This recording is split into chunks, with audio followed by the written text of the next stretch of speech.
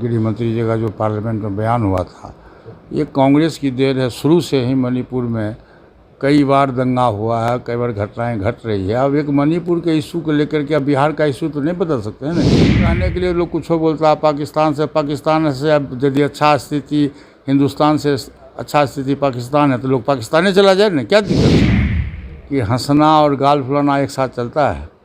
एक तरफ नीतीश जी आए और स्मारक में जाके वाजपेयी जी के स्मारक में जा कर के नमन किए और आंख से आंसू भी गिराए, और दूसरी तरफ बिहार में उनके सरकार के में जो डिप्टी सीएम है वो वाजपेयी जी का नाम बदल करके कोकोनट पार्क रखा गया। नमस्कार, न्यूज फॉर नेशन देख रहे हैं आप। मैं हूं आपके साथ धीरज सिंह। बिहार की कानून व्यवस्था को लेकर एक बार फिर से सवाल उठाया जा रहा है। हमारे साथ केंद्रीय मंत्री पशुपति कुमार पारस जी। सर, पिछले कई दिनों से जो बिहार के अनेक जिलों से घटनाएं सामने आ रही हैं, अब लॉ एंड ऑर्डर पर वहां पर सवाल उठाया जाने लगा है। देखिए, कई दिनों से घटनाएं नहीं घट रही है, कई महीनों से।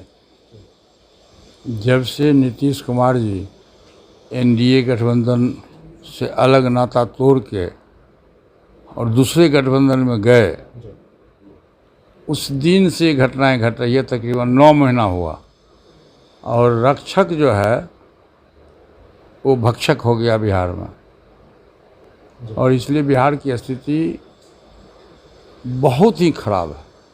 आज से 6 महीना पहले अरवल में मैं भी गया था। वहाँ एक दलित महिला के साथ बलात्कार हुआ, और बलात्कार होने के बाद उसकी वो घर में सोई हुई थी, उसके घर में आग लगा दिया गया, और जिससे उसकी मृत्यु हो गई। उसके एक 7 वर्ष की बच्ची थी, उसकी मृत्यु हो गई। उसके ठीक 1 सप्ताह के बाद बेगूसराय ज़िला में बछवाड़ा एक जगह है, वहाँ दलित महिला के साथ में बलात्कार करके उसके लाश को खेत में फेंक दिया गया। अभी अब देखिएगा कि आज से 1 सप्ताह 5-6 दिन पहले समस्तीपुर में दरोगा की हत्या हो गई। उस दिन अभी अररिया में पत्रकार, दैनिक जागरण के पत्रकार थे सम यादव, उनकी हत्या हो गई। तो इस ढंग से रोज़ किसी न किसी रूप से किसी न किसी की हत्या हो रही है बिहार में।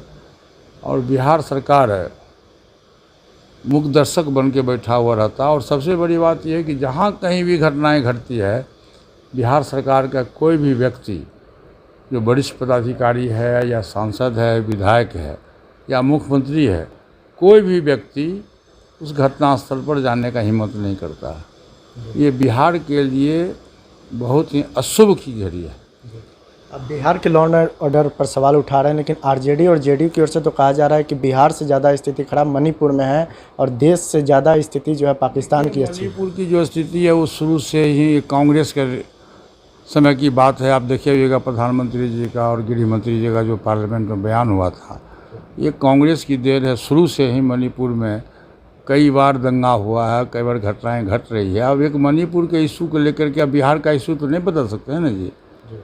कोई दूसरा कोई भूखे है तो हम भी भूखे रह जाएंगे, ऐसी बात तो नहीं है। आप बिहार प्रशासन के आप हेड हैं, मुखिया हैं, तो आपको चाहिए कि सबसे पहले आप मणिपुर की चर्चा करने के पहले आप ये समाज को मैसेज दीजिए, देश को मैसेज दीजिए कि बिहार सबसे अच्छा है पूरे देश में, तब ना आपकी वाहवाही होगी।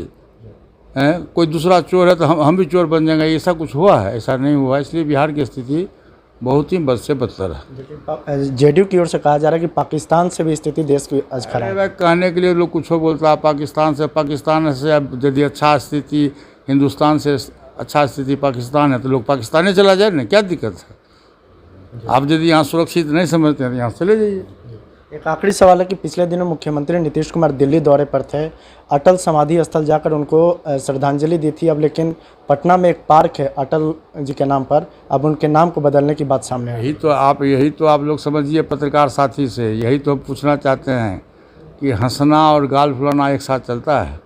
एक तरफ नीतीश जी आए और स्मारक में जाके वाजपेयी जी के स्मारक में जा कर के नमन किए और आंख से आंसू भी गिराए, और दूसरी तरफ बिहार में उनके सरकार के में जो डिप्टी सीएम है वो वाजपेयी जी का नाम बदल करके कोकोनट पार्क रखा गया। ये तो देश के लिए, बिहार के लिए बहुत ही दुर्भाग्यपूर्ण स्थिति है। तो बहुत बहुत धन्यवाद।